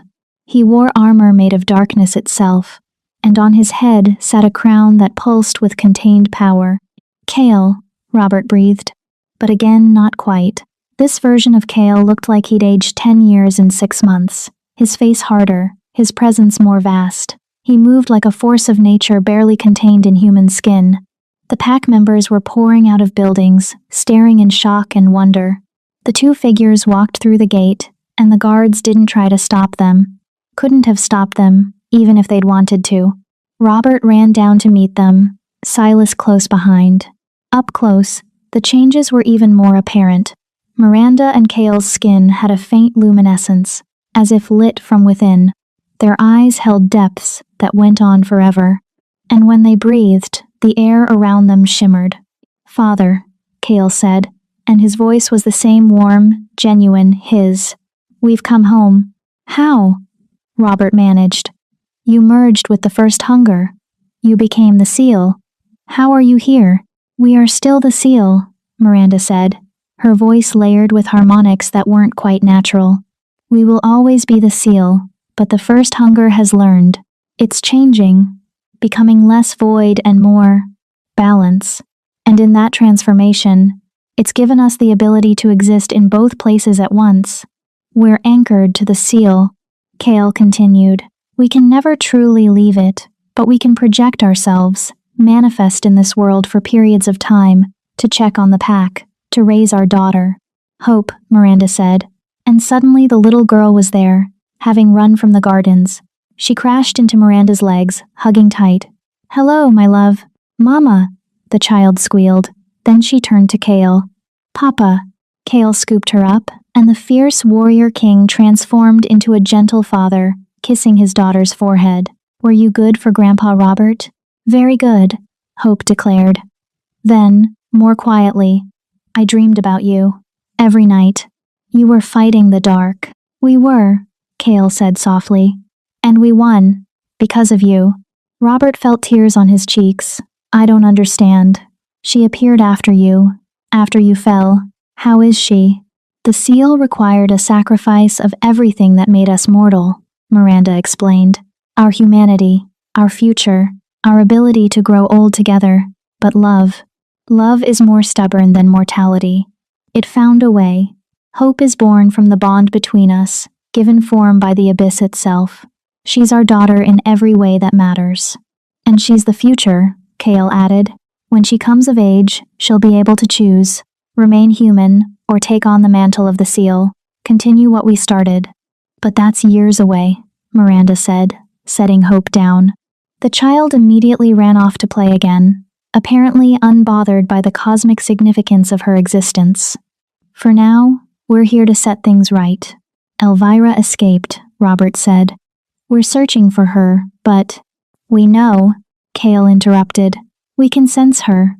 She's in the northern mountains, trying to open another rift. Smaller this time, more controlled. She hasn't learned her lesson." "Then we end this," Robert said. "I'll gather the warriors." "No," Miranda said gently. "This is our responsibility. Kale and I will handle it. Alone."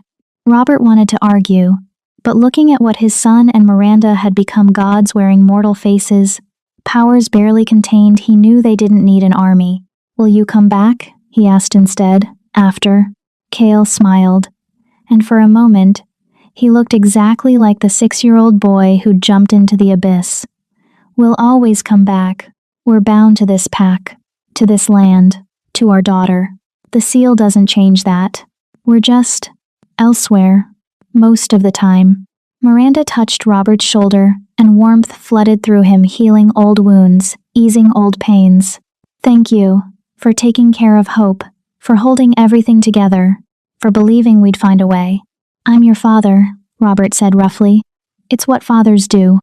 They found Elvira in a cave system deep in the northern mountains, surrounded by the last of her loyal followers, maybe 20 wolves, all desperate, all willing to die for her mad dream.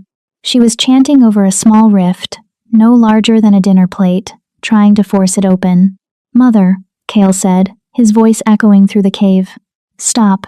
Elvira spun, her face twisted with rage and something else, desperation, maybe even madness. "You. How are you here? You're supposed to be trapped, sealed away forever." "We are sealed," Miranda said, stepping out of the shadows beside Kale. "And we're here. We can be both. That's the gift the first hunger gave us when it learned to balance void and creation." "Lies," Elvira hissed. "Your projections, illusions. The real you is trapped in that seal, screaming for eternity." "We're not screaming," Kale said quietly. "We're at peace, together, which is more than you'll ever have." Elvira's followers were backing away, realizing they were facing something far beyond their ability to fight. "You took my son from me," Elvira screamed. "You corrupted him. twisted him into this thing. I saved him, Miranda said, from falling into the abyss alone, from becoming like you, so consumed by hatred that you'd destroy the world rather than admit you were wrong. I was never wrong, Elvira's voice cracked. The old ways kept us strong. The sacrifices ensured our prosperity. You ruined everything. The old ways killed innocent people, Cale said, including Miranda. You threw her off a cliff, Mother. She was 19 years old, and you murdered her because you were afraid of what she might become. And look what she did become. Elvira gestured wildly at Miranda. An abomination. A creature of the abyss. I was right to fear her. No, Cale said. You were right to fear yourself. Because you knew, deep down, that given the same choice, jump into the abyss to save someone you loved, or let them die, you would have chosen yourself. And you couldn't stand that your 6-year-old son was braver than you'd ever been. The words hit like a physical blow. Elvira stumbled backward, her face crumbling. I loved you, she whispered. You were my son, my heir, my legacy, and you chose her. I chose love, Cale corrected. Over duty, over legacy, over everything. And I'd do it again. Miranda stepped forward, and despite everything Elvira had done, the assassination attempt, the exile, the summoning of the first hunger, her voice was gentle. It's not too late. Surrender. Let us help you. The abyss can heal even the deepest wounds, if you're willing to let it. For a moment, Elvira wavered. Robert's wife, Cale's mother, the woman she'd been before fear and ambition had consumed her, that woman flickered in her eyes. Then the moment passed. I'd rather die than accept help from you, Elvira said coldly. She turned back to the rift and plunged her hands into it, using her own life force to tear it open. Mother, no! Cale lunged forward, but it was too late. The rift expanded, and something reached through. Not the first hunger that was sealed, but smaller horrors, fragments of corruption that had escaped the purge. They grabbed Elvira, pulling her toward the rift. Cale tried to save her. Miranda tried to seal the rift, but Elvira fought them both, choosing the void over salvation. If I can't have my son, she screamed as the creatures dragged her through, then no one will. The abyss will take you eventually, boy. It always does. The rift snapped shut. Elvira was gone. Cale stood frozen, his hand still outstretched toward where his mother had been. Miranda wrapped her arms around him from behind, resting her head against his back. I'm sorry. She chose it, Cale said, his voice hollow. She chose to fall rather than accept help. Some people can't be saved, Miranda whispered. No matter how much we love them, no matter how hard we try. Cale turned in her arms, burying his face in her hair. For a long moment, they just held each other while his mother's followers fled into the night. Finally, Cale pulled back. We should go home. Hope will be waiting. Yes, Miranda agreed. Home. They dissolved into shadow and light, traveling back to the estate, through the spaces between. 10 years later, Hope was 14 now, beautiful and fierce and wild. She had her father's eyes and her mother's gift for shadows. She could shift into a wolf, a massive black beast with eyes that glowed silver gold, and she could walk between the mortal world and the abyss with ease. She was everything Cale and Miranda had hoped for, and more. They visited often now, staying for weeks at a time before returning to the seal. The pack had grown accustomed to their comings and goings, celebrating when they arrived and accepting when they left. Robert had stepped down officially, passing the title of Alpha King to Cale, who ruled from both worlds simultaneously. It was unprecedented, but it worked. The new covenant held strong. No more sacrifices, no more corruption, just balance, maintained by two souls who'd chosen each other over everything. On Hope's 14th birthday, Cale and Miranda took her to Salvation Point, the place where it had all begun. This is where you jumped? Hope asked, looking down at the platform where the old rift had been. This is where we both jumped, Miranda confirmed. Your father for me for him, multiple times. And you'd do it again? Hope asked. Every single time, Cale said without hesitation. Hope was quiet for a moment, thinking, then, when I'm older, when I have to choose whether to take on the seal, will you be disappointed if I say no? Miranda knelt beside her daughter, cupping her face. We will love you no matter what you choose. The seal is our burden, our choice, not yours. You get to decide your own path. But someone has to maintain the balance, Hope said. If I don't take it, the first hunger might break free again. Then we'll find another way, Kale said firmly. We always do. You don't have to save the world, Hope. You just have to be yourself. Hope smiled, and in that smile, they saw the future bright and unwritten and full of possibility. That night, as they returned to the estate, Hope asked one more question. Do you regret it? Becoming the seal? Giving up your normal lives? Kale and Miranda looked at each other, then at their daughter, then at the packlands spread out below them, thriving, peaceful, protected. No, they said together, because they'd learned the truth that the abyss had tried to teach them from the beginning. Love wasn't about holding on.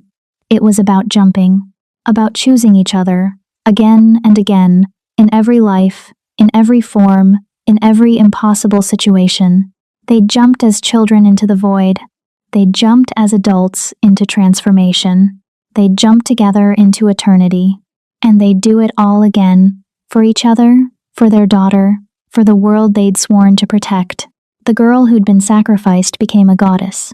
The boy who'd jumped became a king.